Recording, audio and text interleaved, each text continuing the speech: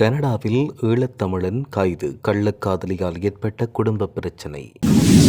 தமிழர் பகுதியில் நேர்ந்த கொடூரம். சொந்த தங்கையை கர்ப்பமாக்கிய அண்ணன்.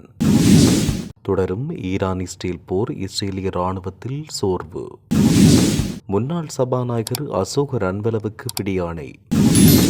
மாகாண சபை தேர்தலை தாமதிக்க வேண்டாம், பழைய முறையிலாவது நடத்த அரசுக்கு கடும் அழுத்தம். எரிபொருள் விநியோகத்துக்கான QR முறை நீண்ட வரிசையில் காத்திருக்கும் சாரதிகள். சர்வதேச நாடுகளுக்கு ட்ரம்ப் விடுத்துள்ள அதிரடி அறிவிப்பு. இலக்கு வைக்கப்படும் அமெரிக்க வங்கி கிளைகள். ஈரானின் கடும் எச்சரிக்கை.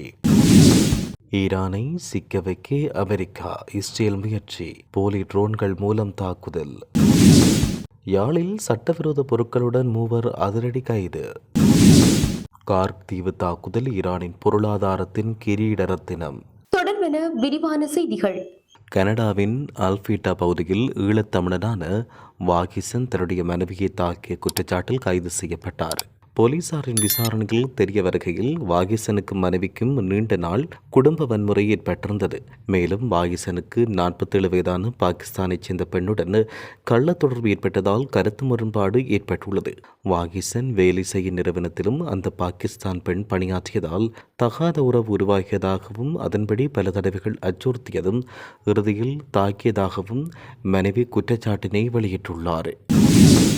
முல்லைத்தீவு மாவட்டத்தில் 19 வயது உயர்தர மாணவன் சொந்த தங்கை 17 வயதுடையவர் அவரை கர்ப்பமாக்கியுள்ளதாக மருத்துவ வட்டாரங்கள் தெரிவிக்கின்றன. குறிப்பாக விசாரணையின் போது அண்ணன் மற்றும் தங்கை நீண்ட காலம் உடல் ரீதியான தொடர்பில் இருந்துள்ளதாக வெளிப்படுத்தப்பட்டுள்ளது. தகவல்களின்படி குறித்த மாணவி பருவமடையாத போது அவர் 12 வயதாக இருக்கும் போது 14 வயது அண்ணனால் உடல் ரீதியாக தொடர்பு ஏற்பட்டமை தெரிய வந்துள்ளது. இந்த நிலையில் தந்தை இறந்துவிட்டதால் தாயார் வேறு திருமணம் செய்து வேறு இடத்தில் வாழ்ந்து வருவதாகவும் அண்ணன் மற்றும் தங்கை தாயாரின் சகோதரியுடன் சேர்ந்து ஒரே வீட்டில் வாழ்ந்து வந்ததாகவும் மருத்துவ வட்டாரங்கள் செய்தி வெளியிட்டுள்ளன. இஸ்ரேலிய இராணுவத்துக்குள் சோர்வு நிலவுவதால் பொதுமக்கள் கடும் அழுத்தத்துக்குள்ளாகியுள்ளதாக முன்னாள் உளவுத்துறை அதிகாரிகள் மற்றும் பாதுகாப்பு நிருபர்கள் தெரிவித்தனர். அமன் மற்றும் ஜூனிட் 8200 முன்னாள் அதிகாரிகள் போரை எப்போது நிறுத்த வேண்டும் என்று எச்சரிக்கின்றனர். ஈரானின் புதிய தலைவர் முஷபா கமேனி நிர்வாக அனுபவம் குறைவானவர், குடும்ப சொத்துக்களை மட்டுமே கவனித்தவர். அமெரிக்கா மற்றும் இஸ்ரேலை ஒரே நேரத்தில் எதிர்ப்பது கடினம் என உணர்த்தியிருக்க வாய்ப்பிருப்பினும் பழைய மரபுகளுக்கு கட்டுப்படாதவர் என்பதால் அபாயகரமான தலைவராக மாறும் அபாயமுள்ளதாக தெரிவிக்கப்பட்டுள்ளது. 2500 ஏவுகணைகளில் 600 மட்டும் பயன்படுத்தப்பட்டுள்ளதாகவும் இஸ்ரேலை இராணுவ ரீதியாக வீழ்த்தாமல் உளவியல் சோர்வில் ஆழ்த்தல், தினமும் ஏவுகணைகளை தொடர்ந்து ஏவி பகலில் பதகு குழிகளுக்கு ஓட வைக்கவும் இரவில் தூங்க விடாமல் செய்வவும் இதில் அடங்குவதாக தெரிவிக்கப்பட்டுள்ளது. தேசிய மக்கள் சக்தியின் நாடாளுமன்ற உறுப்பினர் அசோக ரன்வலவை கைது செய்யுமாறு மகர நீதவான் நீதிமன்றம் பிடியாணை உத்தரவு பிறப்பித்துள்ளது. சப்புகஸ்கந்த பகுதியில் இடம்பெற்ற வாகன விபத்து தொடர்பான வழக்கு இன்று மகர நீதவான் நீதிமன்றத்தில் விசாரணைக்கு எடுத்துக் கொள்ளப்பட்ட போதே அவர் நீதிமன்றத்தில் முன்னிலையாகவில்லை. இதனை கருத்தில் கொண்ட மகர மேலதிக நீதவான் பண்டார லங்கசிங்க நாடாளுமன்ற உறுப்பினர் அசோக ரன்வலவுக்கு பிடியாணை உத்தரவை பிறப்பித்துள்ளார்.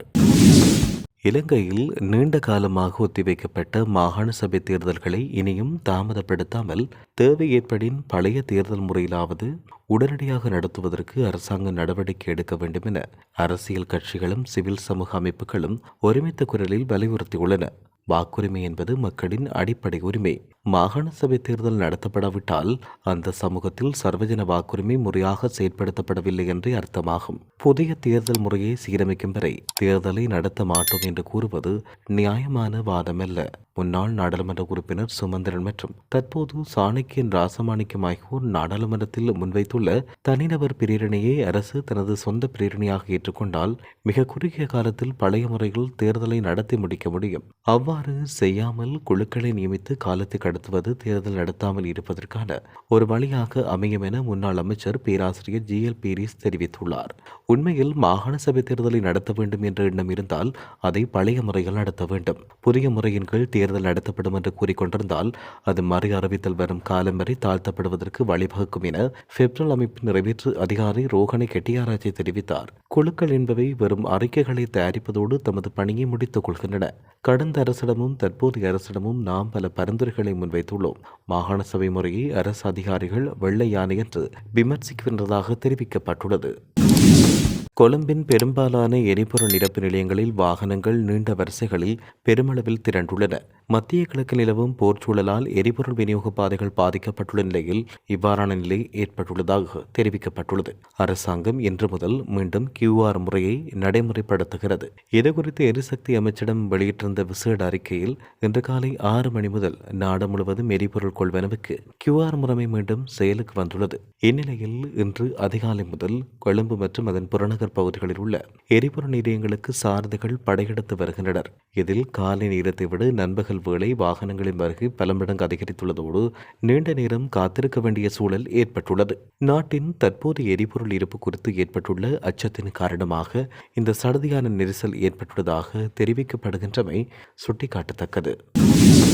ஹோர்முஸ் நீரிணையை பாதுகாப்பதற்கு போர்க்கப்பல்களை அனுப்புமாறு நட்பு நாடுகளுக்கு அமெரிக்க ஜனாதிபதி டொனால்ட் ட்ரம்ப் கோரிக்கை விடுத்துள்ளார்.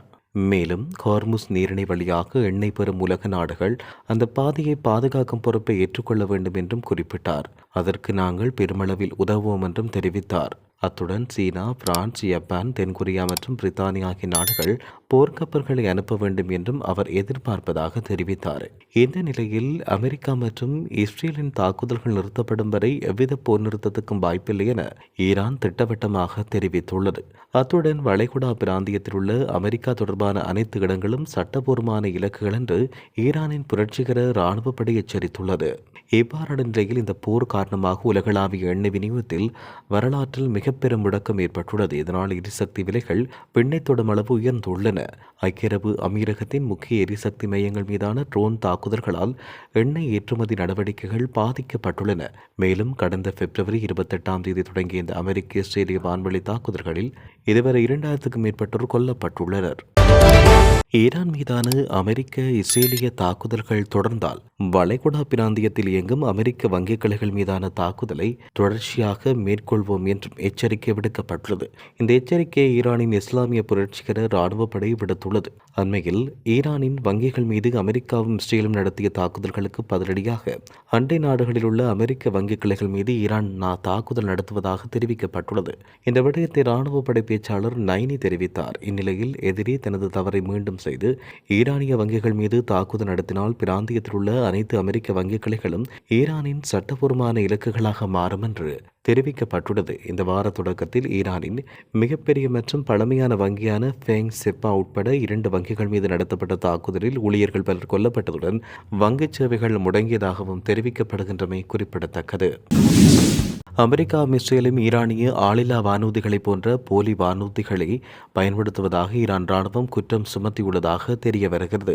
ஈரான் தனது அண்டை நாடுகள் மீது தாக்குதல் நடத்துவதாக சித்தரிப்பதற்காக அமெரிக்கா இஸ்ரேலும் இவ்வாறு செயற்படுவதாக தெரிவிக்கப்பட்டுள்ளது. இந்நிலையில் அமெரிக்கா இஸ்ரேலும் ஈரானிய தயாரிப்பான ஷாக்கெட் ஆளில்லா வானூர்திகளை பிரதிபலிக்கும் லூகாஸ் ரக வானூர்திகளை பயன்படுத்தி தாக்குதல் முன்னெடுத்து வருவதாக ஈரானின் காதம் அல் அன்பியா ராணுவ தலைமையகம் சுட்டிக்காட்டியுள்ளது. யாழ்ப்பாணத்தில் சட்டவிரோத பொருட்களுடன் 3 பேர் கைது செய்யப்பட்டனர். குறிப்பாக சுன்னாகம் காவல்துறை பிரிவுக்குட்பட்ட கட்டுவன் முனியப்பர் கோயிலுக்கு அண்மித்த பகுதியில் வைத்தே இந்த 3 நேற்று கைதாகினர். இதன்போது ஒருவரிடமிருந்து வாளும் மற்ற இருவரிடமிருந்து போதைப் பொருட்களும் மீட்கப்பட்டுள்ளன. போதைப் பொருட்களுடன் கைதான இருவரில் ஒருவரிடமிருந்து 2 கிராம் 340 மில்லிகிராம் ஐஸ் போதைப் பொருளும் மற்றவரிடமிருந்து 2 கிராம் 220 மில்லிகிராம் ஐஸ் போதைப் பொருளும் மீட்கப்பட்டுள்ளன. மத்திய கிழக்கு பிராந்தியம் உலக அரசியல் மற்றும் பொருளாதாரத்தில் மிக முக்கியமான இடத்தை வகிக்கிறது. குறிப்பாக எண்ணெய் வளங்கள் காரணமாக இந்த பகுதி உலகளவில் உலக சக்திகளின் கவனத்தை ஈர்த்துள்ளது. அந்த பகுதியில் உள்ள சிறிய தீவொன்றான கார்க் தீவு ஈரான் நாட்டின் பொருளாதாரத்துக்கு முக்கியமானது. ஈரானின் எண்ணெய் ஏற்றுமதியின் பெரும்பகுதி இந்த தீவின் வழியாக நடைபெறுவதால் இதை பல அரசியல் ஆய்வாளர்கள் ஈரானின் பொருளாதாரத்தின் கிரீட ரத்தினம் என்று குறிப்பிடுகின்றனர். எனவே கார்க் தீவின் முக்கியத்துவத்தை புரிந்து கொள்வது உலக பூகோள அரசியலை புரிந்து கொள்வதற்கு அவசியமானதாகும்.